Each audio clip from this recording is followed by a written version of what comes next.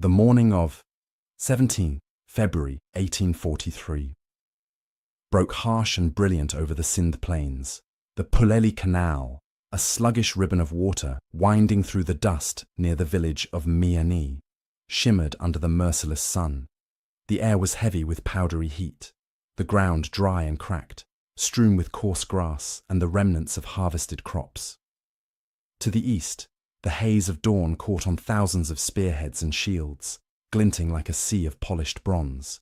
There stood the Talpur army of Sindh, a mass of men drawn from Baluchi clans, Sindhi levies, and tribal horsemen, perhaps 20 to 30,000 strong.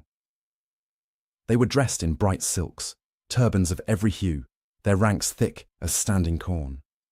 Drums and horns rolled across the plain, carrying a promise of vengeance. Facing them, drawn up in a thin red line upon the edge of the canal, stood Major General Sir Charles James Napier's army of Sindh, barely 2,800 men, and 12 guns.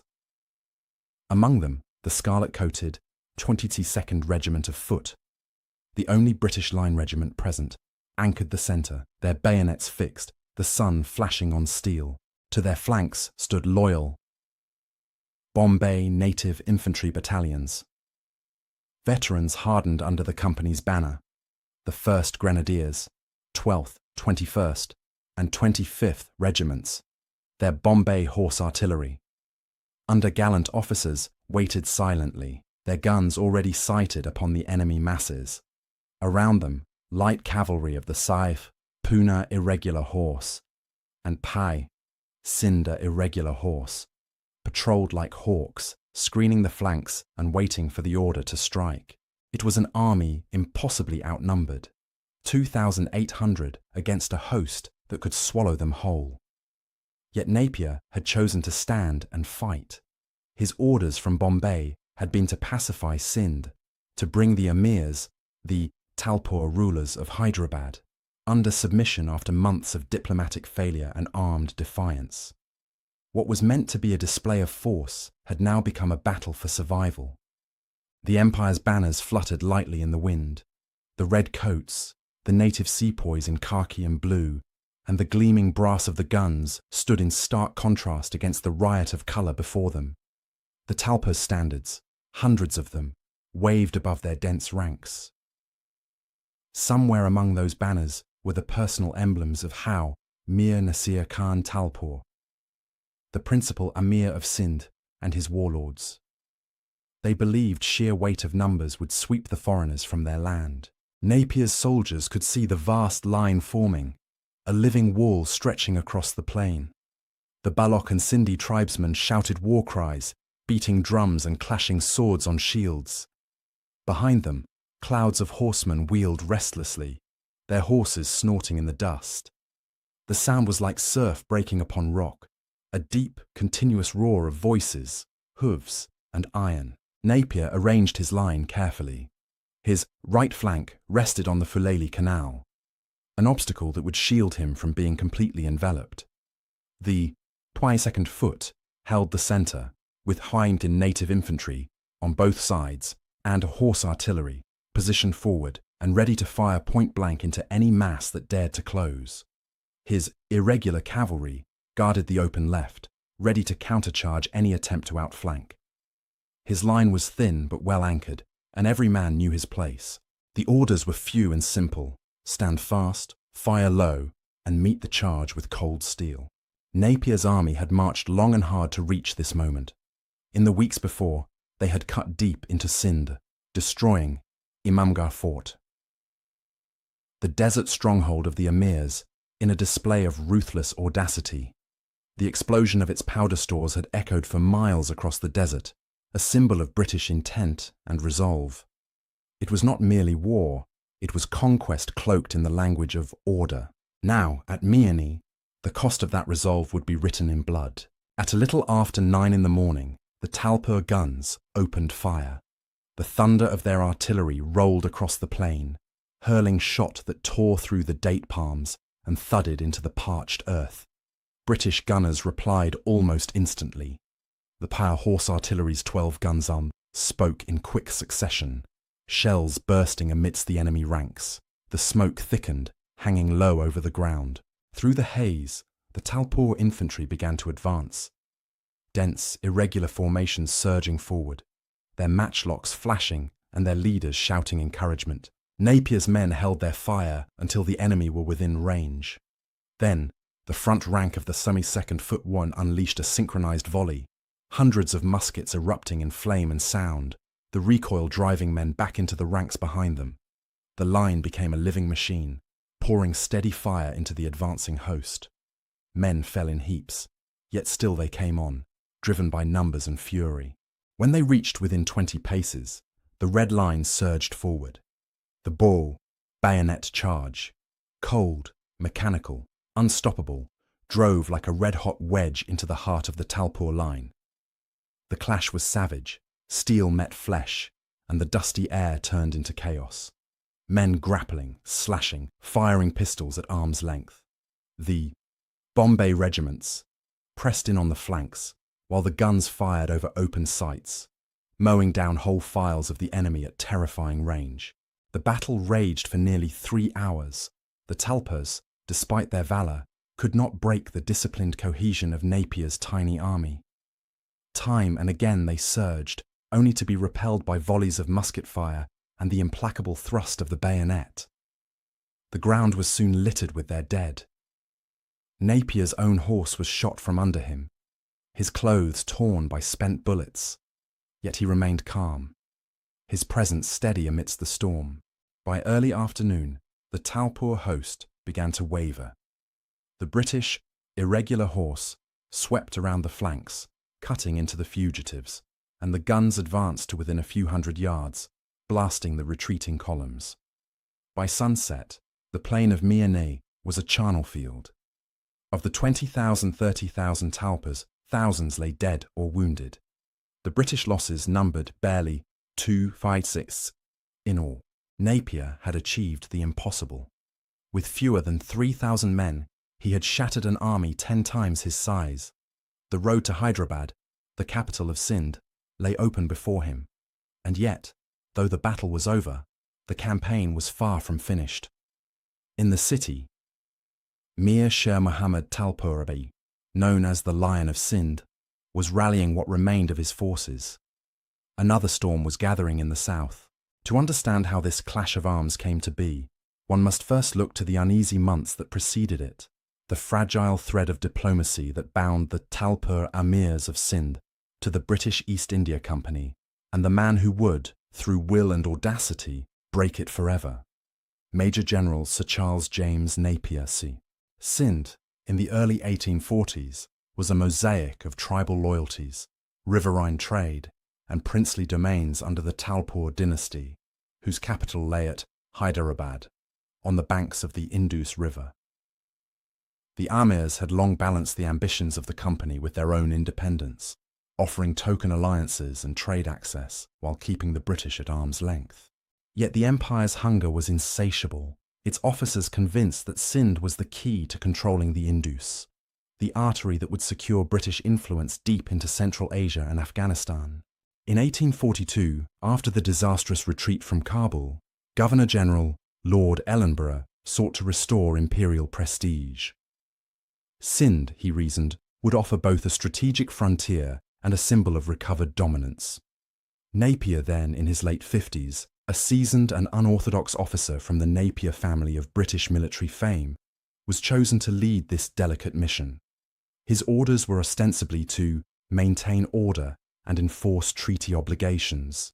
Yet in practice, he was empowered to act as both military commander and political representative, a combination that allowed him to negotiate, threaten, and, if need be, to conquer. When Napier first arrived in Sindh, he saw not a stable ally, but a fragmented realm divided among competing emirs. He regarded their councils and envoys with suspicion, interpreting every hesitation as deceit. For their part, the emirs feared that the company's so-called treaties were little more than veiled annexations. Resentment simmered as British demands increased. Calls for greater trade concessions, military passage, and control over customs duties. The tinderbox ignited when reports reached Napier that the emirs were mobilizing against him, raising levies and fortifying their desert citadels. In response, he launched one of the most daring preemptive moves in colonial warfare, the March to Imamgarh. In January 1843, Napier led his small army deep into the Othar Desert, covering nearly 150 miles of inhospitable terrain in a feat of endurance that astonished even his own officers. The goal was not a battle, but a demonstration of terror and power. Imamgarh, also known as Imam Gur, was an ancient Talpur fortress in the sands, a symbol of their defiance and pride. Its destruction would send a message that no wall or distance could shield them from British arms. When Napier's guns opened fire on Imamgarh, the walls crumbled under a storm of shot. The fortress's powder magazines exploded in a thunderous blast that rolled across the desert for miles. The sky filled with dust and smoke as the structure disintegrated, leaving only a blackened mound of rubble. To Napier, it was a warning. To the emirs, it was an outrage. News of Imamgarh's fall galvanized the Talpurs. Mir Nasir Khan, Talpur, along with several other emirs of Hyderabad, raised a great host of tribal warriors. Drums beat through the plains as horsemen rallied from every direction. The call to arms swept from Shikarpur to Hyderabad. Though ill-disciplined, the army that formed was vast, tens of thousands strong, each man fighting not for pay, but for honor and vengeance. Napier, ever the aggressor, understood that delay would mean encirclement. Reinforcements from Bombay were days away, and the rising flood of enemies could cut his line of retreat. With cold precision, he decided to march straight toward the storm. His headquarters at Hala became the springboard for a lightning advance south toward the heart of the Talpur host massing at Miani, near Hyderabad. The campaign's political complexities weighed heavily on others, most notably Sir James Outram, the British political resident in Sindh. Outram, an idealist and veteran of countless Indian postings, believed the emirs had been provoked into war by British duplicity. He pleaded with Napier for restraint, arguing that conciliation was still possible. But Napier, convinced that any hesitation would invite disaster, pressed forward. Outram would soon find himself defending the British residency at Hyderabad under siege, while Napier's army advanced to decide the issue by force. On the eve of battle, Napier's men bivouacked near the Afuleli Canal, their campfires glimmering across the dark plain. The 22nd Foot and Bombay regiments cleaned their muskets, stacked their packs, and lay beneath a canopy of cold stars. The night air was thick with the smell of river mud and the distant beat of enemy drums. Somewhere out there, beyond the shimmer of their fires, tens of thousands of warriors waited to crush them. At dawn, the drums of Sindh answered with thunder. The banners of the emirs rippled in the golden light, and the plain of Miani was alive with movement. The British line, outnumbered 10-1, formed with mechanical precision. The horse artillery wheeled forward, their gun barrels glinting. The Poona horse and Sindh irregulars fanned out, hooves stirring clouds of dust. The 22nd Foot, the regiment that would etch its name into legend, tightened its ranks, fixing bayonets with grim resolve. Napier, calm but unyielding, surveyed the field. Before him lay the battle that would define his career and alter forever the fate of Sindh. His dispatches would later recall the enemy as a living sea, but in that moment, all he could see was the necessity of action. The empire had cast its lot. Diplomacy was dead. As the morning sun climbed higher, the first Talpur guns spoke. The air shuddered with sound, and the plains of Sindh erupted in fire and smoke. The conquest of Sindh had begun. The roar of artillery tore across the plain of Miani. As dawn rose over the Sindh frontier, the Talpur army, drawn up in a vast crescent, advanced beneath a canopy of smoke and dust. 20,000 to 30,000 men. Baloch, Sindhi, and hill tribesmen surged forward in shimmering ranks. Their spears and tulwars glinted like molten glass. Banners of crimson, blue, and green rippled in the wind. The thunder of hooves and the beat of kettle drums echoed like an earthquake. Facing them was a single thin British line of barely 2,800 men. On the right, the 22nd Regiment of Foot stood firm, the only European line regiment present.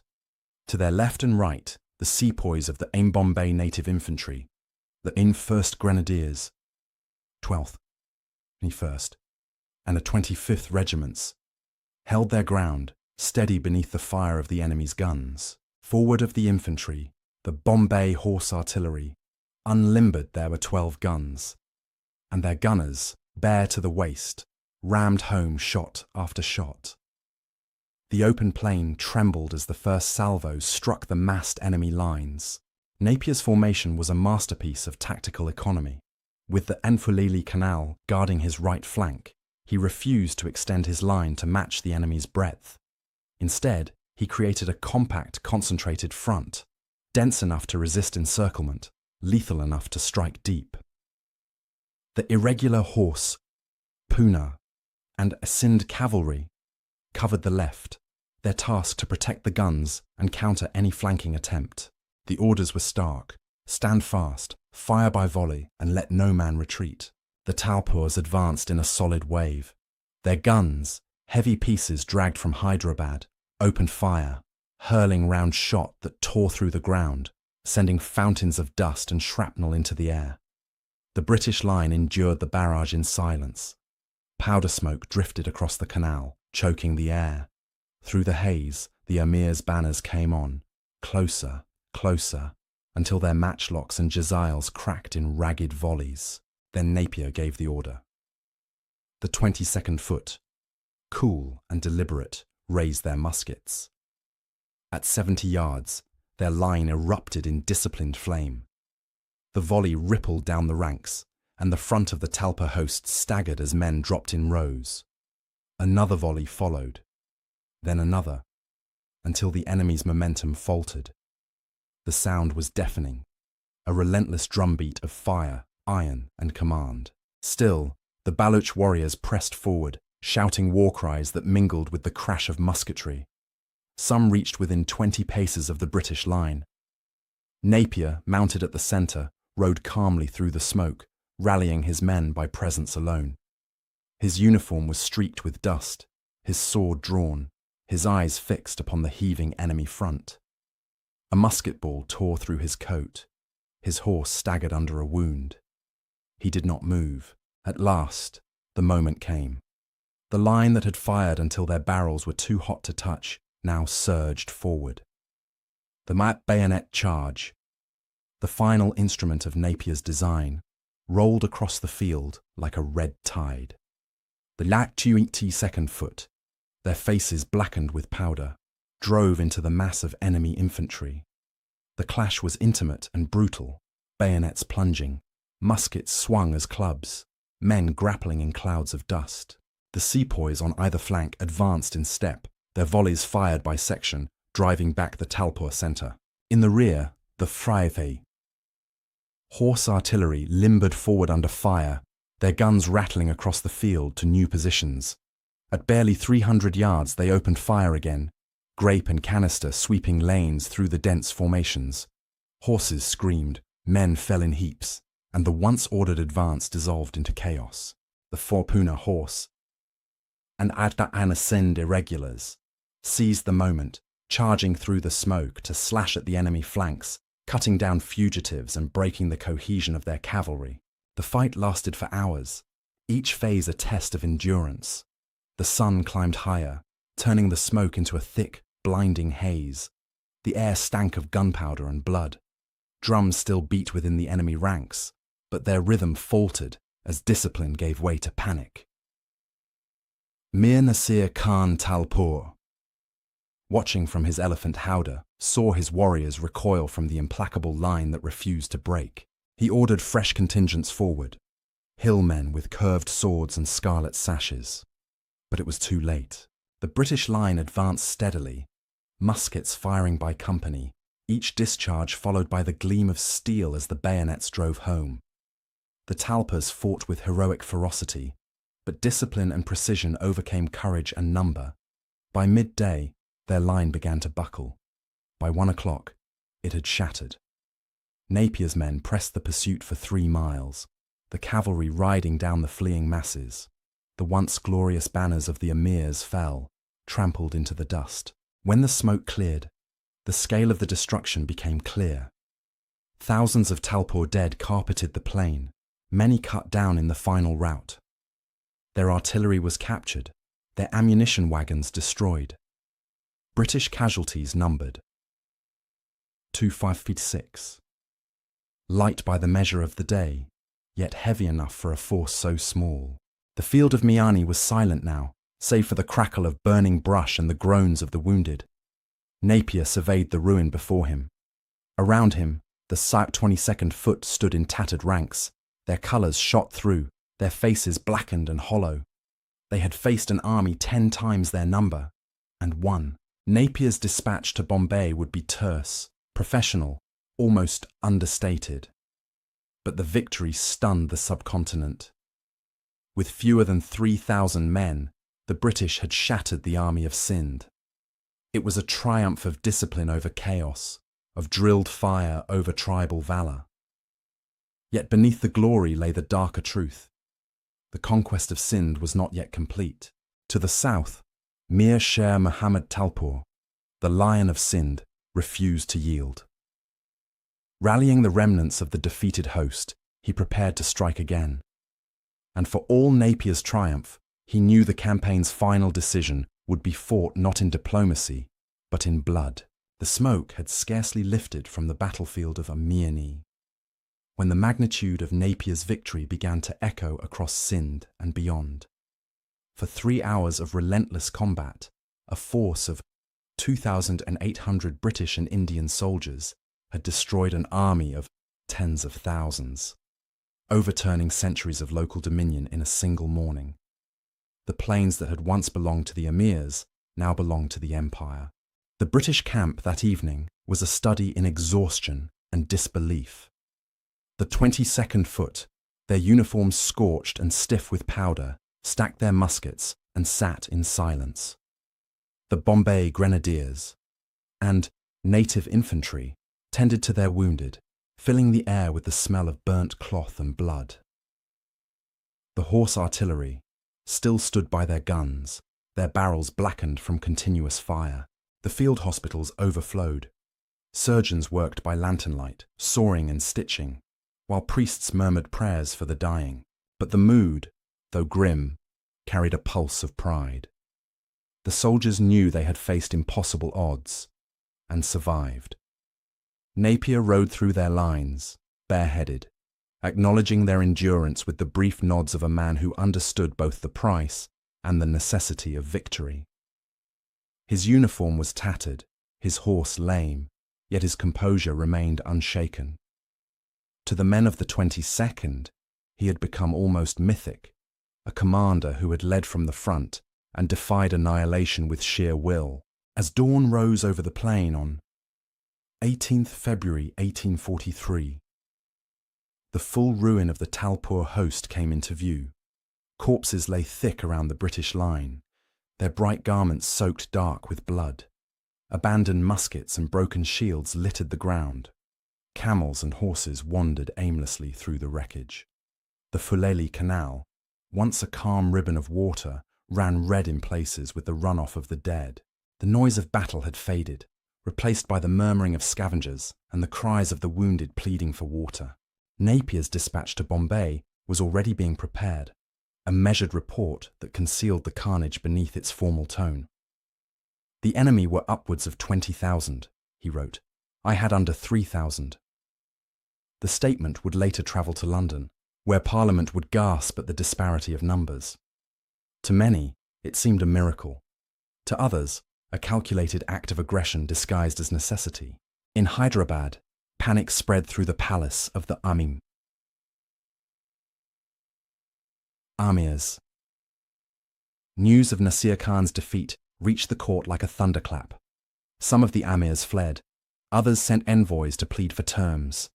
The once proud rulers of Sindh descended from the Talpur dynasty of Baloch origin, found themselves cornered by the pace of British advance. The city's fortifications were old, its garrison shaken, and its rulers divided. Within days, British troops occupied the outskirts, their standards flying above the city gates. Yet even as Hyderabad fell, the campaign was not over. One emir had refused to surrender. Mir Shah Muhammad Talpur, known across Sindh as Sher-e-Sindh, the Lion of Sindh. A warrior of fierce reputation, Sher Muhammad had not been present at Miani. He had marched with a separate contingent that arrived too late to join the battle. Now, burning with anger and shame, he called the tribes once more to arms. The remnants of the Talpur host, scattered cavalry, wounded veterans, and fresh recruits from the southern districts, rallied to his banner. Hyderabad's fall only deepened their resolve. Better to die with honour, Sher Muhammad was reported to have told his retainers, than to live in the shadow of the Firangi. Meanwhile, Napier's victory sent ripples through the corridors of power in India. At Bombay, the news was greeted with astonishment and delight. The directors of the East India Company saw in Miani not merely a triumph of arms, but a vindication of policy. Lord Ellenborough, though uneasy at the speed with which conquest had followed diplomacy, could not deny the propaganda value of such a victory. British prestige, tarnished after the retreat from Kabul, now gleamed anew in the sands of Sindh. But the victory also brought criticism. Among Napier's own officers, whispers circulated that the campaign had been provoked by design, not necessity. Sir James Outram, who had long served as the political resident, openly lamented the outcome. He argued that the emirs had been cornered, their resistance forced by the heavy hand of company demands.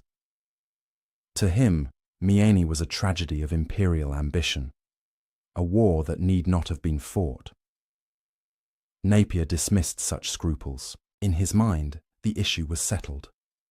"I have sinned," he would later write to his superiors, "and it is a very fine country." Still, the general understood that one victory, however dazzling, would not hold the province.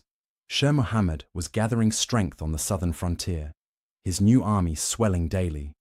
Reports arrived that Hosh Muhammad Shidi, a charismatic leader and loyal commander of the Talpur forces, was rallying men with fierce determination. Around Dubba, near Hyderabad, they dug trenches and fortified natural gullies, the nullah's eyes that crisscrossed the terrain. There, Sher Muhammad intended to make his stand. Napier began his preparations. Reinforcements were summoned, supplies requisitioned, and artillery repaired. The Phi army of Sindh, bloodied but unbroken, would march again. Their route would take them across the dust and river flats toward the encampments of Sher Muhammad's reassembled host. The general's intention was clear: to end the campaign in one decisive blow. For the soldiers of the 22nd Foot, the march southward carried both pride and apprehension. They had survived Miani, but many knew such luck could not hold forever. The desert winds carried the scent of rain and smoke, and as they neared Hyderabad once more, they saw the rising dust of another army ahead. The Lion of Sindh was waiting. In the weeks following the fall of Hyderabad, the southern plains of Sindh seethed with defiance. The banners of the Talpurs, once scattered, now reappeared across the horizon as Mir Sher Muhammad Talpur. The Lion of Sindh rallied the survivors of Miani. He had arrived too late to save his fellow emirs at that battle, but he would not suffer the humiliation of surrender. His vengeance would be measured in blood and steel. Sher Muhammad's rallying cry echoed through the Frau. Indus Delta, from the dusty villages of Tandobago to the palm groves near Hamdaba. Tribal chiefs sent men and horses. Volunteers came by the thousands. Within weeks, he commanded a renewed force, some 15,000 to 20,000 strong, composed of Baluchi swordsmen, Sindhi matchlockmen, and bands of mounted irregulars. Among his officers was the valiant Hosh Muhammad Shidi, known as Hoshu, a seasoned warrior and symbol of loyalty, whose courage would soon pass into legend. The plain around Dubba offered strong defensive ground. a network of charm-dry riverbeds, or nullahs, cut across the terrain, their banks forming natural trenches. Sher Muhammad's men deepened these with spades and reinforced them with brush and earthworks. Behind them, lines of infantry and cavalry were positioned to absorb the British assault. Their artillery, though crude and unevenly supplied, was emplaced along the nullah ridges, its muzzles trained upon the open plain. Here, Sher Muhammad made his stand. He knew he could not match the precision of British volleys, nor the devastating discipline of Napier's horse artillery. His strength lay in the ground itself, a maze of gullies and embankments, where numbers might yet prevail against fire and drill. Meanwhile, Napier advanced south from Hyderabad, his columns trailing long plumes of dust. His army had grown since Miani. Reinforcements had arrived from the north, bringing his total strength to roughly 6,000 men.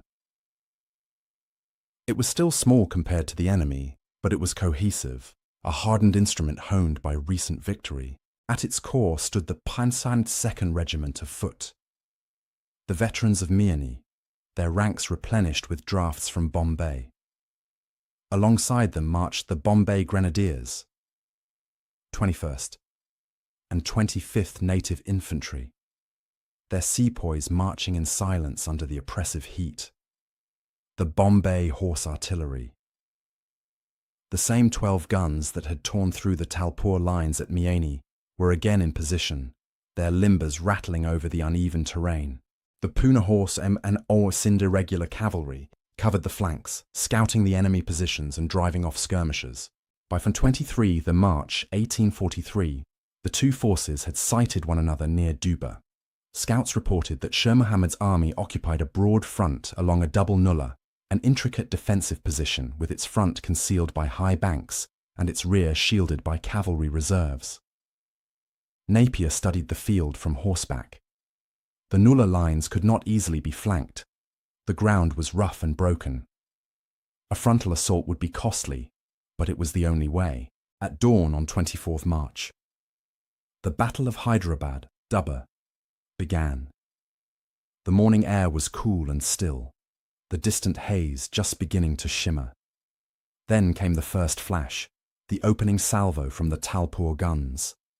Their round shot howled across the plain, tearing into the earth near the British lines. Napier's artillery responded instantly. The horse artillery galloped forward, unlimbering their guns under fire, and began to return, shot for shot. The duel of cannon was short, but savage. British accuracy and mobility quickly silenced the heavier but slower Talpur pieces. Under the curtain of smoke, the infantry advanced. The 22nd Foot, in the centre, marched with bayonets fixed, their scarlet line glittering in the sun. On either side, the Bombay regiments moved in step, firing by volley as they closed the distance. The air thickened with dust and noise. Ahead of them, the nullah loomed, a deep trench, its banks alive with smoke and musket fire.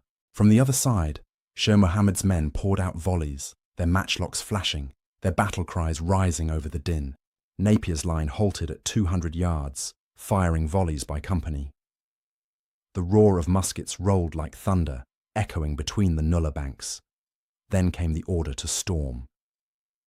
The 22nd Foot charged downhill into the gully, sliding through sand and rubble, bayonets flashing in the murk. The sepoys followed, their officers shouting commands drowned by the crash of battle. The melee that followed was desperate and close.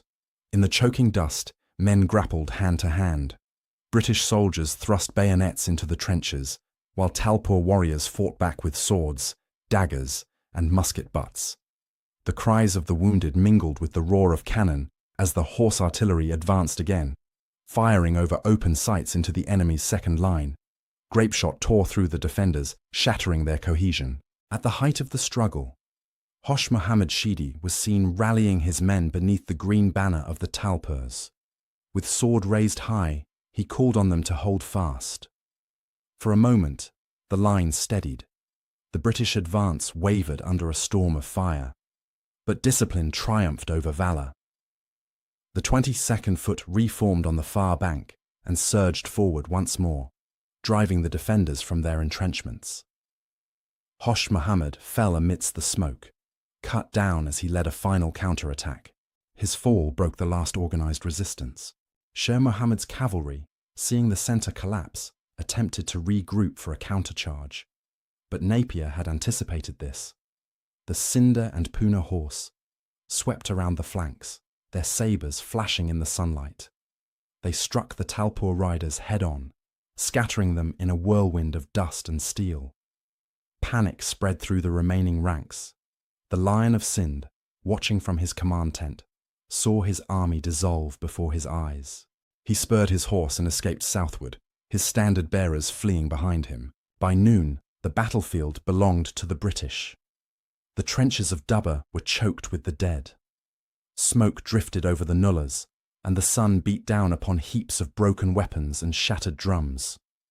The ground that had promised shelter to Sher Muhammad had become his undoing. The Battle of Hyderabad, Dubba, ended the independence of Sindh. Within hours, British troops occupied the surrounding villages. Napier's men, exhausted but exultant, raised the Union Jack above the enemy camp. The conquest was complete. In his later report, Napier would write with restrained satisfaction, "The enemy fought bravely, but discipline prevailed." It was a simple phrase, but behind it lay the fall of a dynasty, the death of a culture's sovereignty, and the permanent extension of British dominion to the lower Indus. The Lion of Sindh had roared, but the empire had answered in thunder.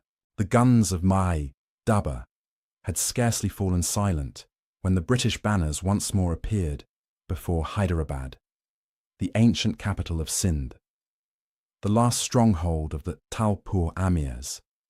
Its walls, mud brick and time-worn, rose above the Indus plain, guarding the centuries-old palaces of the dynasty that had ruled here since the late 18th century.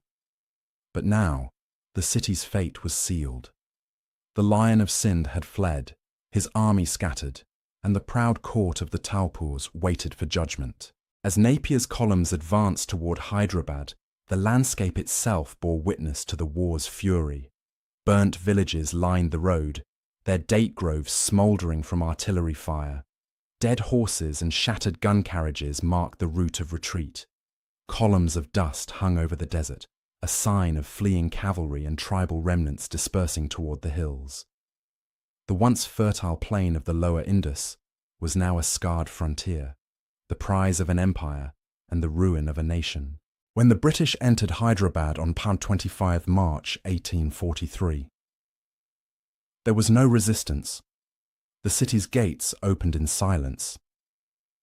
Inside, the streets were eerily still. Markets stood deserted, homes shuttered, and the courtyards of the Amir's palaces were strewn with the remnants of abandoned luxury. Silken carpets, jewels, and golden vessels hurriedly concealed or left behind. The cries of women and children echoed faintly through the alleys, mingling with the tramp of boots and the rattle of muskets as the conquerors moved through the city. At the great fort of Hyderabad, Napier's officers raised the Union Jack above the battlements. It fluttered in the hot wind, its red and blue stark against the pale ramparts. Below it, the white flags of the emirs still hung limp, a mute symbol of submission. The conquest was complete. Sindh had fallen to the British Empire. Napier himself entered the city in full uniform, mounted upon a fresh horse, his face lined from sun and sleeplessness. He rode through the silent streets amid a small escort, the people watching from behind closed doors. The general's composure was iron, but his thoughts were a mixture of triumph and calculation. He knew that conquest was one thing, but holding Sindh, governing it, would demand another kind of war altogether. At the fort, he received the surrender of the remaining emirs of Hyderabad. The rulers who had once governed the Delta and commanded tens of thousands now stood humbled before a single British general. Their jewels were confiscated, their treasuries sealed.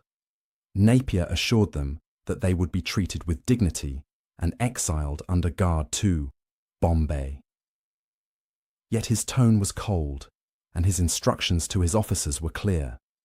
The rule of the Talpurs was at an end.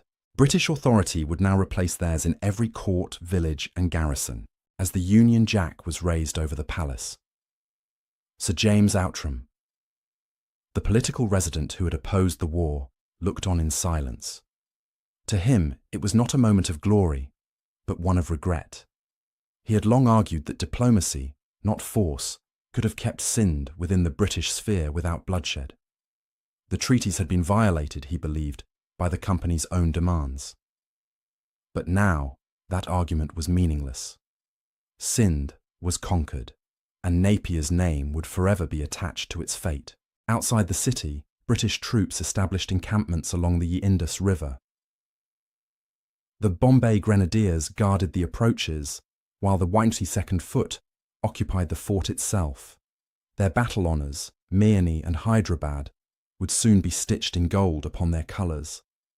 The horse artillery, their guns still blackened from the fight at Dubba, bivouacked along the riverbank, their carriages parked beneath the palms. Soldiers cleaned their muskets, reshod their horses, and erected field kitchens among the ruins. The air reeked of smoke, sweat, and river mud. Napier, ever meticulous, wasted no time consolidating his new domain. He declared Sindh annexed to the Bombay Presidency, subject henceforth to British administration. Civil officers were dispatched to collect revenue, survey the lands, and secure the ports. The Indus, once the artery of Sindhi trade, was now an imperial highway. British steamers plied its waters from Karachi to Sukur, bearing troops, supplies, and officials. The conquest of Sindh, achieved in barely 3 months, had extended British control from the Arabian Sea to the edge of the Punjab, yet the victory came at a human cost few could comprehend. Across the province, villages were emptied, fields untended, and families displaced. Many of the local tribes, once loyal to the Emirs, now found themselves hunted as rebels or disarmed as potential threats. The desert fortresses, Imamgarh, Hyderabad, Dubba, lay in ruins, their walls shattered by artillery. The cultural heart of Sindh was broken, its songs and stories soon to carry the memory of resistance rather than rule. Among the conquered, the legend of Hosh Muhammad Shidi grew swiftly. The fallen commander, who had died at Dubba with sword in hand, became a symbol of Sindhi courage, a man who fought to the end for his homeland. In villages across the province, his name was spoken in reverence. His final cry said to have been one of defiance and faith. Long after the battle, British officers themselves would remark on the bravery of the men who had stood against their fire. For Napier, the aftermath was a mixture of triumph and unease. He had achieved the impossible, but he knew that his victory had been born of ruthless necessity. In his private correspondence, he admitted the moral ambiguity of his conquest. "We have no right to seize Sindh," he wrote, "yet we shall do it, and a very advantageous, useful, humane piece of rascality it will be." It was an unguarded truth, the empire's paradox laid bare. By the end of Jatin, March 1843, the Union Jack flew over all of Sindh. Only the remote state of Khairpur, spared through a separate treaty, remained semi-independent. The rest was under direct British control. For the East India Company, it was another jewel added to the crown of dominion. For Sindh, it was the end of sovereignty. As the first monsoon clouds drifted in from the sea, the guns of Mirni and Dubba fell silent. The soldiers of the 22nd packed their tents, and the dust of conquest settled upon the land.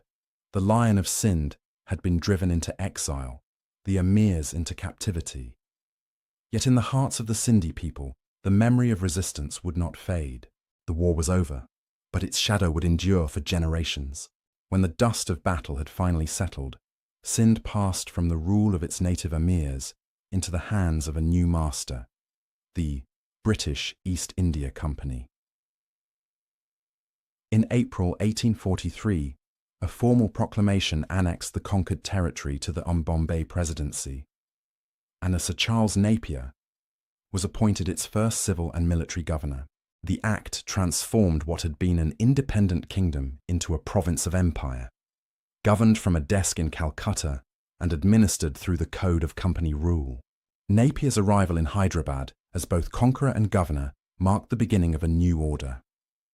His vision for Sindh was that of a disciplined, modernized state, a system of administration rooted in British bureaucracy, enforced by law and supported by the sword. The territory was divided into districts, each overseen by a British officer who collected revenue, policed the land, and reported directly to Napier's headquarters. Taxes, once paid in kind or through tribal intermediaries, were now gathered in rupees. Ancient land rights were surveyed, mapped and codified. Customs barriers were removed, and the Indus opened as a free channel for commerce, the tremendous river. The lifeblood of Sindh became the artery of imperial expansion. Steamers bearing the flag of the company plied its waters from Karachi to Sukkur, linking the deserts of Sindh to the military posts of the Punjab and beyond. Where once caravans moved slowly through sand and heat, ironclad vessels now carried troops and trade with mechanical precision. In the eyes of London, Sindh had become a strategic prize, an essential base for projecting power into Afghanistan and securing the empire's northwest frontier against Russian influence. Napier's rule was firm and at times ruthless. He respected bravery and discipline, but had little patience for dissent. Tribal chiefs who refused to submit were disarmed, their fortresses demolished. Yet he was not without vision. He established new schools, reorganized the judicial system, and sought to suppress the worst abuses of local power, including banditry and corruption. He famously refused bribes, earning the reluctant admiration of even those who despised him. "If we have taken Sindh unjustly," he once remarked, "we must administer it justly." It was both confession and creed, the paradox of conquest stated without disguise. Still, Napier's methods provoked unease among his contemporaries. Sir James Outram, his political subordinate and moral antagonist, accused him of exceeding his authority, of using the sword when negotiation was still possible. In Bombay and London, critics denounced the annexation as an act of imperial greed disguised as necessity. The British Parliament debated whether the war had been just or engineered. The Duke of Wellington, while admiring Napier's tactical genius, warned against the dangerous precedent of generals acting as conquerors without explicit sanction. Yet in the end, Parliament gave thanks to Napier and his army, their victories declared lawful and glorious in the official record. To the Sindhi people, the transition was bewildering. The emirs were gone, their descendants transported to Calcutta and Bombay, where they lived under surveillance. British cantonments sprouted across the province, at Karachi, Hyderabad, and Shikarpur, each surrounded by barracks, hospitals, and parade grounds.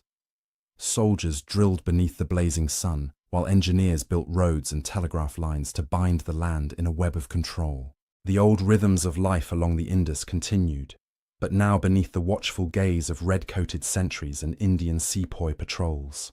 Napier's administration also marked the beginning of the modern port of Karachi, which he recognized as a natural gateway to the sea. Under his direction, its harbour was dredged, warehouses constructed, and new docks laid out to handle the increasing traffic of British trade. Within a decade, Karachi would become one of the most important ports in the Arabian Sea, the maritime outlet for Sindh and the Punjab alike. Yet behind these developments lay a fragile peace. The tribal regions remained restive, their loyalty uncertain. Bands of Baluchi horsemen roamed the frontier, refusing to recognize British authority. The desert forts, though reduced to rubble, still harbored fugitives and insurgents. Napier's soldiers, especially the Sindh irregular horse, were kept in constant readiness, patrolling the borders and striking at any sign of rebellion. The war was officially over, but the struggle for control continued in skirmishes and reprisals that never reached the dispatches of London. For Napier personally, the conquest of Sindh was both triumph and torment. The weight of governance pressed upon him as heavily as the responsibility of command had on the field. He faced not only the administration of a newly annexed land, but also the scrutiny of politicians thousands of miles away. He wrote often to his family of the loneliness of power, the sense of ruling a conquered people who feared him, while colleagues at home questioned his every act. Yet beneath his fatigue lay the satisfaction of a soldier who had carved his place in history by sheer force of will. In the years that followed, Napier would be recalled to Britain, honoured and criticised in equal measure. His campaigns became the stuff of legend, his aphorisms etched into the lore of the British Army. The 22nd Regiment, whose courage at Miani and Hyderabad had earned them undying fame, carried their battle honours across future wars in Burma and India. The men who had fought in the dust of Sindh became old soldiers of empire, remembered for a victory that seemed, to their contemporaries, almost supernatural. For the people of Sindh, however, the conquest marked a loss that time could not easily erase. The ancient dynasties were gone, their courts silent. The river still flowed, but beneath foreign rule. The songs of the Sindhi bards turned from praise of rulers to laments for a vanished age. In bazaars and villages, tales of Shah Muhammad Talpur and Hosh Muhammad Shidi became stories of defiance told in whispers, legends of a brief doomed resistance to an empire that had come with fire and stayed with law. The conquest of Sindh was more than a military campaign. It was the opening chapter in the making of the modern British frontier. The victories of Miani and Hyderabad extended the map of empire and set the stage for the coming struggles in the Punjab, Baluchistan, and Afghanistan. The British Empire had reached the lower Indus, and it would not stop there. Long after the roar of cannon faded from the plains of Sindh, the legend of Napier's army of Sindh endured. In the years following 1843, those who had fought at Miani and Hyderabad became immortal within the regimental folklore of the British Empire. The very name Sindh became synonymous with impossible courage, discipline triumphing over chaos, order conquering the odds of annihilation. For the 22nd Regiment of Foot, the conquest of Sindh defined their destiny. Raised in Cheshire decades before, they had seen action in distant lands, but it was on the banks of the Indus that their reputation was forged. The battle honours Miani and Hyderabad were embroidered in gold upon their colours, and for generations to come, recruits would learn of the day when a handful of men in scarlet coats had faced 20,000 and prevailed.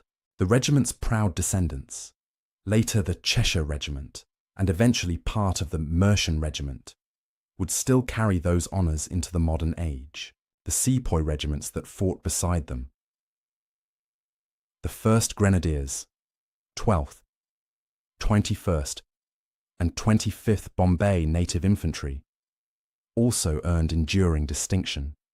Their steadiness in the line, their discipline under fire, and their relentless advance through dust and smoke were praised even in the official dispatches sent to London. To the Bombay Army, Sindh was proof of what native and British soldiers could achieve together when led by determination and precision. Their officers, hardened veterans of India's frontier wars, would later command in the Punjab and Burma, carrying with them the lessons first written in the sands of Sindh. The Bombay Horse Artillery, that small but devastating arm of Napier's force, became legendary in its own right. Its 12 guns, drawn by sweating teams of horses under the unrelenting sun, had turned the tide at both battles. They were fast, accurate, and fearless, firing at ranges so close that the recoil shook the ground beneath them. Napier himself would later declare that the guns won the day, and few would dispute him. That troop, known thereafter as N Battery, the Eagle Troop, would retain the memory of Miani and Hyderabad as part of its identity for centuries to follow. For the irregular cavalry, the Sindh Horse and Poona Horse, Sindh became the proving ground of their craft. Their sweeping charges against the Talpa cavalry at Dubba and Miani demonstrated the speed and aggression that would later define frontier warfare. They were not just auxiliary horsemen, but professional soldiers, trained in reconnaissance, shock action, and pursuit. In time, the Sindh Horse would become one of the most decorated regiments of the Indian cavalry, bearing a battle cry inherited from that first campaign, Himmati Mardan, Madadi Kuda, Courage of men, help of God. The story of Napier's victory spread across the empire. In London, newspapers celebrated the brilliant conquest of Sindh. Engravings of scarlet-coated infantry advancing through smoke-filled plains adorned the illustrated weeklies. In the messes of India, toasts were raised to the 22nd foot and to their indomitable commander. Yet beneath the glory, there remained controversy. Critics in Parliament and in the East India Company questioned the legality of the campaign. The Armies of Sindh, they argued, had been provoked into war by British greed. But to the army and to the public, it was a story of heroic defiance, of British soldiers who had stood against overwhelming odds and won through sheer courage and discipline. Napier himself became a figure of fascination. He was both lionized and condemned, often in the same breath. His unflinching style of command, his sharp tongue, and his moral candor made him a polarizing hero. When news of his conquest reached England, the legend took on a life of its own. A story, perhaps apocryphal, claimed that Napier had sent a one-word dispatch to his superiors announcing his success. Peccavi, Latin for I have sinned, or, as the pun suggested, I have sinned. It was never actually written by Napier. The jest originated in the satirical magazine Punch. Yet the tale captured the paradox of the man, ruthless, self-aware, and faintly amused by the absurdities of empire. Within Sindh itself, the British presence transformed daily life. Garrison towns grew where once there had been quiet villages. Military roads linked forts across the desert, and postal runners carried messages between cantonments. The sound of bugles at dawn replaced the beat of local drums.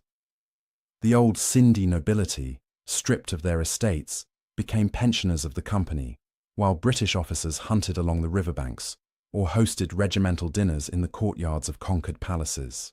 But memory in Sindh ran deep. Among the people, stories of Hosh Muhammad Shidi's last stand at Dubba circulated as acts of devotion and sacrifice. Mothers sang lullabies about the fallen general who had refused to retreat, the man who had fought beneath the green flag until his death. In the rural shrines and mosques, his name was spoken with reverence, a symbol of resistance and honor.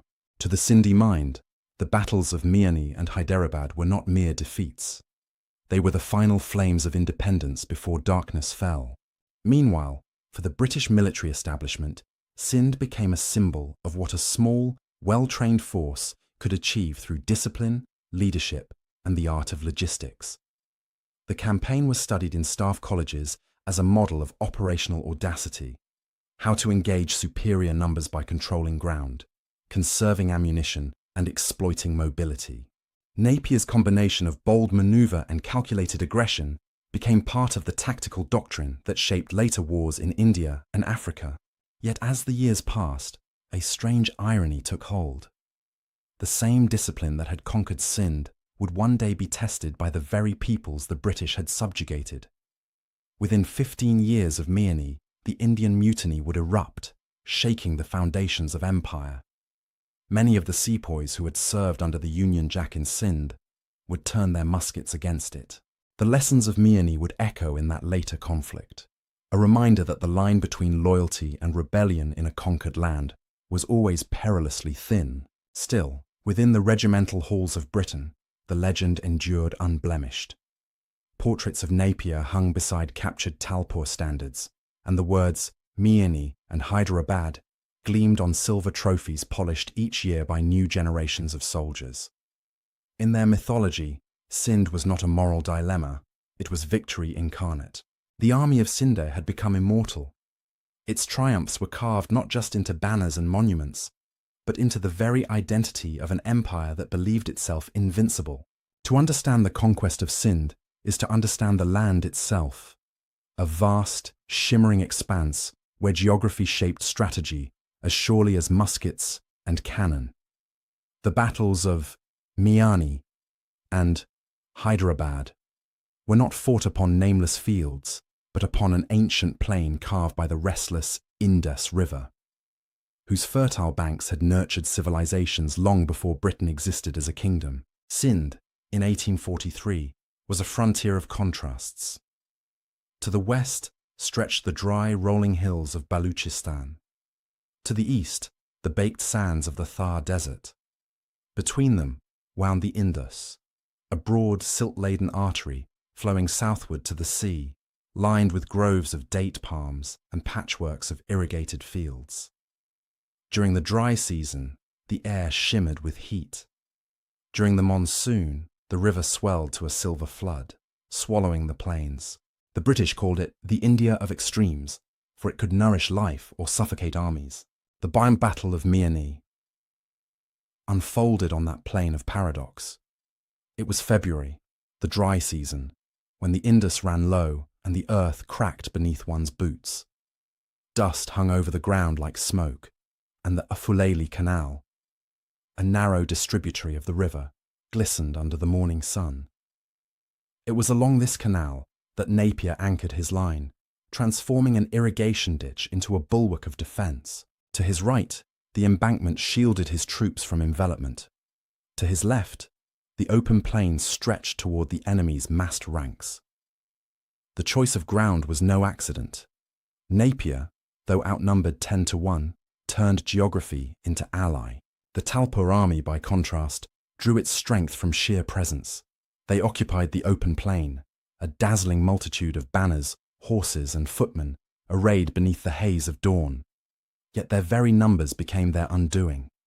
On the flat, exposed ground, they were vulnerable to the precise rolling volleys of British musketry and to the plunging fire of a horse artillery that manoeuvred freely across the dry soil. Each cannon blast tore gaps through their dense formations, and with nowhere to retreat but backward, confusion turned to panic. The soundscape of Miani was elemental. Soldiers spoke later of a constant thunder, of smoke that thickened until the horizon vanished. Men fired blindly into clouds, guided only by the flicker of muzzle flashes. The smell of a gunpowder and scorched cloth, mixed with the odour of trampled grass and burning brush. Sunlight filtered through smoke in shafts of gold, turning the battle into a living painting of flame and shadow. At Hyderabad, Dubba. A month later, the terrain was the opposite, broken, deceptive, and perilous. The nullahs, or deep, dry channels carved by ancient floods, cut the plain into a labyrinth. Their walls, in places higher than a man's head, offered natural trenches that could be defended by smaller forces. Sher Muhammad Talpur had chosen this ground carefully. His men entrenched themselves behind the double nullah lines, believing that the British would be forced to attack uphill into crossfire. It was clever terrain, strong on paper, deadly in practice. Napier's soldiers approached the field at dawn, their boots sinking into the loose sand. Before them, the earth seemed empty, silent. Then the first musket volleys erupted from the gullies, invisible enemies firing from below the ridgeline. Bullets whistled overhead, snapping through the hot air. The British halted, deployed their all-horse artillery, and answered with disciplined volleys. The roar of cannon rolled across the plain, shells bursting along the embankments, showering dust and rock upon the defenders. The assault into the nullahs was chaos. The 2nd Foot led the charge, sliding down the steep banks and plunging bayonets into the smoke-filled trenches. There was no formation, no elegance, only struggle. Men grappled hand to hand, slipping in the loose soil, their red coats smeared with mud and blood. Officers used pistols at point-blank range, sepoys thrust and fired in desperate rhythm. The air inside the gullies was stifling, filled with the metallic taste of powder and sweat. Above, the horse artillery shifted their guns forward, firing over the heads of their comrades into the deeper trenches beyond. The ground shook with each discharge. The heat was punishing. The sun burned through the smoke, blinding the gunners. Yet the rhythm of British fire did not falter. Each movement, reload, fire, limber up, advance, was performed with mechanical precision, drilled into muscle memory by years of training on faraway parade grounds. For the Talpurs, the battle was a nightmare of trapped courage. Their trenches, once their protection, became their tombs. When, Hosh Muhammad Shidi fell leading his men. The line wavered. When the cavalry tried to break through the flanks, the Pampuna horse and Sindh irregulars met them head-on, sabres flashing in the glare. The sound of charging hooves echoed across the field, mingling with the crash of artillery and the shouts of the dying. By noon, the heat was suffocating, the trenches filled with smoke and the moans of the wounded. In the aftermath, the fields of Dubba were silent, save for the cry of carrion birds. The air reeked of sulphur and decay. Survivors staggered through the haze, their feet sinking into the loose sand as they fled toward Hyderabad. The British soldiers, their faces blackened and uniforms torn, stood amid the devastation, too weary even to cheer. These landscapes, Miani's open plain and Dubba's labyrinth of trenches, became symbols of the British art of war in India. They showed how terrain, discipline and firepower could overcome numbers and fury. But they also revealed something deeper about the Empire's wars. That victory in such places depended not merely on courage, but on endurance, on the ability to outlast heat, thirst, and fear as much as to outfight the enemy. For years afterward, travellers to Sindh could still trace the outlines of the battlefields. The Fulali Canal ran on, indifferent, its banks green with new growth. The nullahs near Dubba filled with wind-blown sand. Yet locals whispered that on still nights the wind carried faint echoes, the distant thunder of guns, the roll of drums, the cries of men who had fought and fallen in the dust of empire. The conquest of Sindh, though complete on the battlefield, unleashed a storm of controversy across the British Empire. In the salons of Calcutta and the corridors of London's Parliament, the name Charles Napier became the centre of a furious debate. To some, he was a hero of the old imperial breed, a soldier who had restored British prestige after the humiliation of Afghanistan. To others, he was a reckless conqueror who had turned diplomacy into plunder and painted annexation as duty. When the first dispatches from Smiani reached Bombay, they were received with astonishment. The odds defied belief. 2,800 men against more than 20,000. Victory achieved with surgical precision. The Bombay press hailed Napier as a genius of war, a modern-day Caesar who had subdued an entire kingdom with a handful of troops. Within days, the company's directors telegraphed congratulations, and London's newspapers carried breathless accounts of the glorious victory in Sindh, but not all celebrated. Sir James Outram, who had witnessed the events firsthand, sent a parallel report, a sober, uncomfortable document that questioned the justice of the campaign. He argued that the Talpur Armies had honoured their treaties until provoked by British demands. Their mobilisation, he said, was defensive, not rebellious. "We have made war upon an ally," Outram wrote bitterly, "and by doing so have sacrificed honour to ambition." His words struck a chord with many in Britain already weary of imperial wars fought in distant deserts. In London, the House of Commons took up the matter in a 18th. The debate over Sindh became a moral crucible for the empire. Whig politicians condemned the campaign as unauthorised aggression. Tory voices praised it as a triumph of British civilization. Lord Ellenborough, the Governor-General who had given Napier wide discretionary powers, defended the conquest as a strategic necessity, an act that secured the Indus frontier and prevented Sindh from falling under Persian or Afghan influence. Critics countered that no such threat had existed, that Sindh had been peaceful until the British arrived. Newspapers mirrored this divide. The Times hailed Napier's audacity as an example of what the British race could achieve through discipline and resolve. The liberal Morning Chronicle called it an inglorious act of invasion. Pamphlets circulated bearing lurid titles. The Crime of Sindh, Napier's Conquest examined, Justice or Plunder. Each side invoked the same facts, but with opposite moral weights. In taverns, coffee houses and officers' clubs, Arguments flared. Was Sindh a victory of necessity or a theft wrapped in glory? Napier himself, never one to hide behind politics, faced the storm with characteristic candor. In private letters to his family, he dismissed the critics as men who fight only with ink. Yet he also confessed an unease rare among victors. "We have no right to seize Sindh," he admitted, "yet we shall do it, and it will be a very advantageous, useful, humane piece of rascality." Few sentences have ever summarized imperial conquest so completely. Ruthless, pragmatic, and self-aware. When Parliament voted its official thanks to him and his soldiers, the resolution passed by an overwhelming margin. The empire, for all its doubts, rewarded success.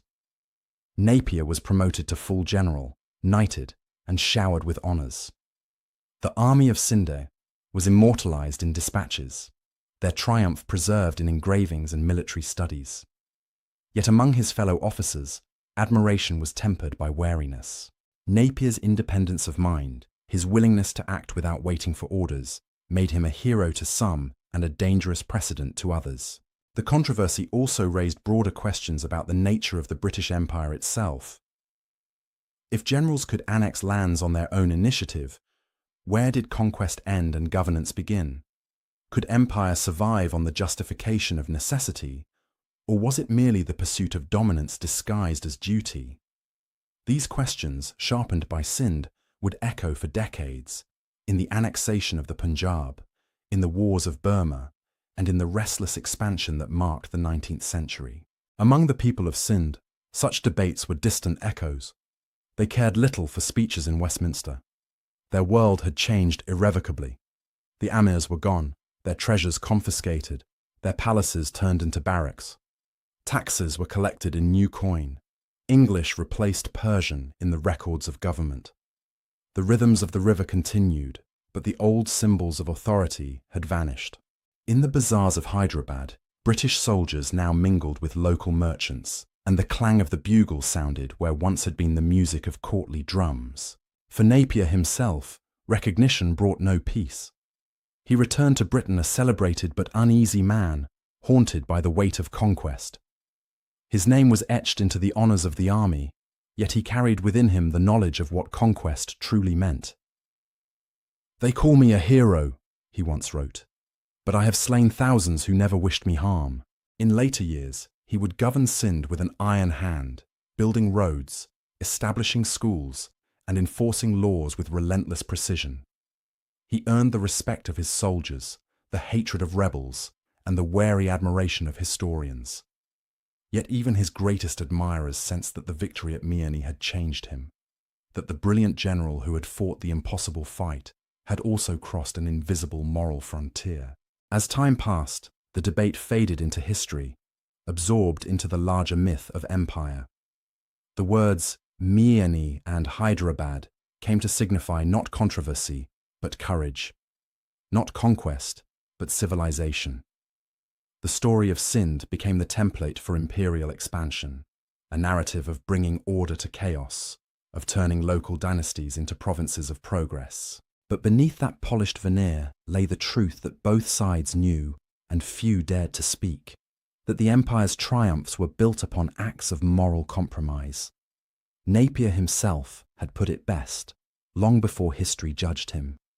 A very advantageous, useful, humane piece of rascality. In the quiet years that followed the thunder of conquest, Sindh was remade. The dust of battle settled into the foundations of administration. The echo of cannon fire gave way to the scrape of pens and the clang of hammers. The British Empire, having taken the province by the sword, now set about reshaping it in its own image, measuring, taxing, recording, and commanding. The process was deliberate and thorough, an imperial ritual as old as Rome. Victory followed by order. Sir Charles Napier, now both governor and commander, ruled Sindh from Hyderabad, with the same iron resolve that had carried him through battle. His style of governance was personal, direct, and often autocratic. He divided the province into districts: Karachi, Shikarpur, Hyderabad, and others, each placed under a British political officer with civil and judicial authority. The old Talpur titles and estates were confiscated. In their place rose a hierarchy of commissioners, magistrates, and collectors. The people of Sindh were not merely conquered, they were counted, classified, and ruled. Napier's administration focused on three principles: security, taxation, and control of trade. The first was maintained through a network of cantonments.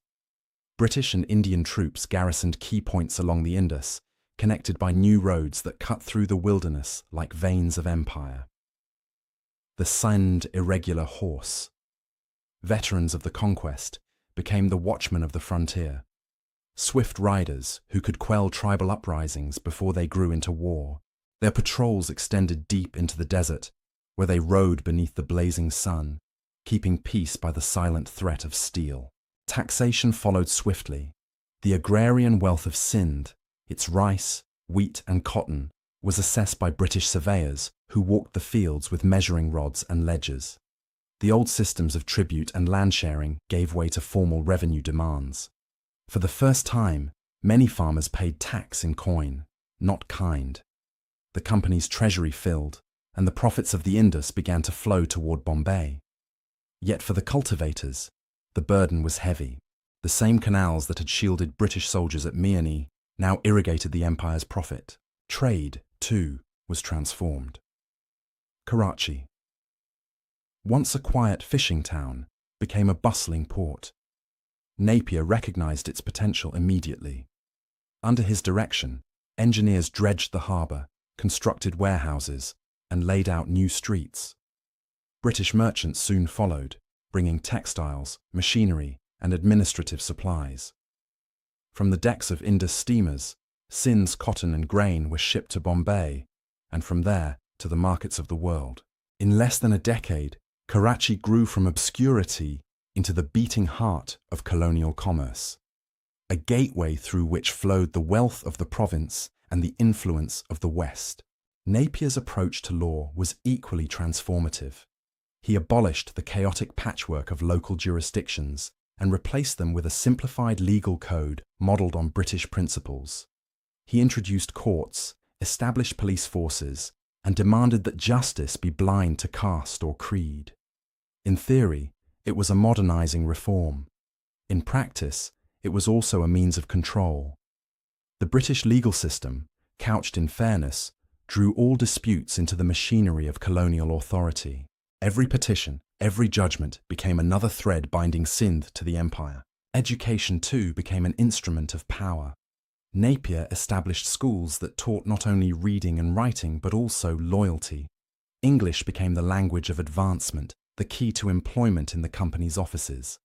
The old Persian clerks of the Talpur court, once masters of bureaucracy, found themselves obsolete, their scripts replaced by the looping handwriting of British administrators. A new generation of Sindhi youth emerged, educated, ambitious, and caught between two worlds: the traditions of their fathers and the promises of the empire. The transformation of Sindh was not without resistance. Periodic revolts flared among the tribes, often led by dispossessed chiefs or fanatical preachers, who saw in the British presence an affront to faith and autonomy. Napier met each with swift, unrelenting suppression. Columns of cavalry rode out into the desert to burn rebel villages and capture leaders. "They must learn," he wrote coldly, "that mercy follows obedience, not defiance." His words reflected the imperial creed: discipline is salvation. Yet even his critics admitted that Napier's rule brought stability. Banditry declined, trade increased, famine was averted through irrigation and road building. The empire's order, for all its brutality, was efficient. The roads from Karachi to Hyderabad became arteries of movement, travelled by camel caravans, sepoy detachments, and British engineers.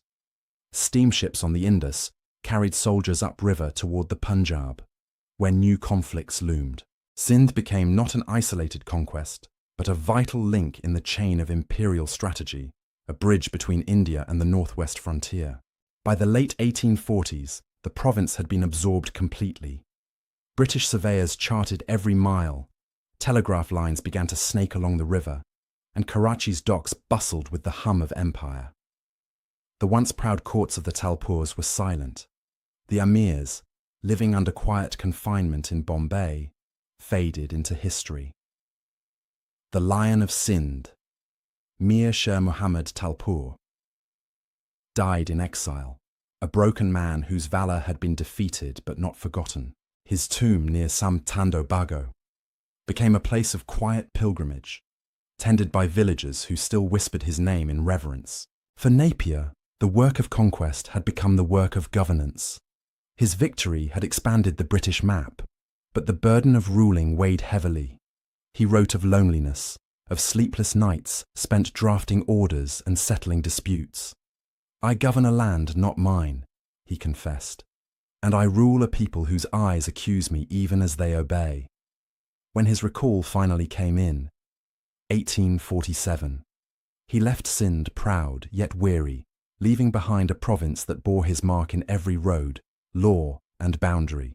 Under his successors, the machinery he had built grew ever more intricate. Sindh was no longer the frontier. It was the base from which the British advanced into the Punjab and beyond. The conquest that had begun as a daring gamble now stood as the foundation of empire's northwestern bastion. The kingdom of the Amirs was gone, but in its place had risen something enduring, a province that embodied the paradox of empire itself: peace imposed by violence, prosperity born of conquest, and order maintained through fear. The conquest of Sindh might have begun as a swift campaign of 1843, but its resonance would ripple through generations. What began as a battle between the army of Sindh and the Atalpur Amirs became, in time, a symbol, a lesson, a warning, a story retold in every corner of Britain's far-flung empire. In the halls of Westminster, the victory was recorded as a triumph of discipline and destiny. In the bazaars of Hyderabad, it survived as a wound that never fully healed. By the late 19th century, Sindh had become a quiet province, its transformation nearly complete. British administrators governed through laws, railways, and commerce. The Indus River, once lined with the banners of the Talpurs, now bore the smoke of steamers and the glint of iron bridges. Karachi grew into a great seaport, its docks crowded with British ships and Indian labourers, its warehouses filled with cotton, grain, and opium bound for the markets of the world. What had been a peripheral conquest was now a vital artery of empire. Yet even amid the apparent order, the memory of resistance endured. The people of Sindh preserved their heroes in story and song. Hosh Muhammad Shidi, who had died at Dubba, became a folk saint, a man whose courage transcended defeat. His name was invoked in prayers before battle and whispered in moments of despair. Over his grave, visitors laid garlands and spoke his final words, remembered not as submission, but as defiance. In his martyrdom, the conquered found dignity. Mir Shah Muhammad Talpur, the Lion of Sindh, became legend. Though he died in exile, his name remained alive in the oral histories of the region. Poets of Sindh sang of his honour, of his refusal to bow to foreign rule. To the British, he was a defeated prince. To his people, a symbol of pride. Across generations, the stories blurred the lines between history and myth, between man and memory. In every retelling, his courage grew until he stood as a figure of tragic heroism, one whose roar still echoed through the dust of the Indus plain. Meanwhile, in Britain, the story took on another form. In military academies, the battles of Miani and Hyderabad were taught as textbook examples of tactical brilliance, how a small, disciplined force could shatter a far greater one through precision and nerve. The legend of Napier's one-word telegram, Pekavi, became part of imperial folklore, a witty symbol of conquest cloaked in irony. Few questioned its authenticity, fewer still questioned its morality. For the empire, the joke became the justification, the clever line that softened the reality of war. But time has its own way of stripping myth of its polish. As the British Empire aged and eventually declined, historians began to revisit Napier's conquest with new eyes. They saw not merely strategy and valor, but also provocation and opportunism. The destruction of Imamgarh, once hailed as bold, came to be viewed as deliberate intimidation. The annexation of Sindh, once celebrated as necessary, appeared as a calculated expansion into a region that had posed no real threat. The war, stripped of its grandeur, revealed the pattern of empire itself. Ambition disguised as protection, conquest justified by the rhetoric of civilization. And yet, the paradox of Napier's campaign remained compelling. For in him, history found the embodiment of the empire's dual nature, its capacity for courage and cruelty, its brilliance and blindness. His soldiers had fought with valor beyond measure. His victories had reshaped a continent. But his own words betrayed the truth behind the glory. A humane piece of rascality. In the years after independence, as India and Pakistan emerged from the long shadow of colonial rule, Sindh's story entered a new chapter. The old British cantonments became Pakistani garrisons. The ports of Karachi grew into the lifeline of a new nation. The descendants of the conquered now ruled themselves, though the traces of empire lingered in every institution, every railway line, every courtroom. History, it seemed, had not ended. It had only changed its flag. Today, the fields of Miani lie quiet. The Phuleli Canal still winds through the countryside, its banks lined with crops that sway beneath the Sindhi sun. Travellers who stand there at dawn see nothing of bayonets or cannon smoke, only water and wind. Yet for those who know the past, the silence holds weight. Beneath that soil, under the palms and dust, sleep thousands who fought for pride, for empire, or simply to survive. Their struggle, their suffering, and their courage belong to no single flag. In the end, the conquest of Sindh is not merely the story of a victory, it is the story of an age. It speaks of how the 19th century forged its empires, of how ambition wore the mask of destiny, and of how power, once taken, is never easily relinquished. It reminds us that history's triumphs are written not only in dispatches and medals, but also in the quiet grief of those who lost. And so, as the sun sets over the Indus and the light fades from the desert hills, the tale of Sindh remains what it has always been, a story of bravery and betrayal, of empire and resistance, of men whose names are carried by the wind long after their banners have fallen. Thank you for listening to our story. If you found this battle as fascinating as we did, please like this video and subscribe to British War History for more.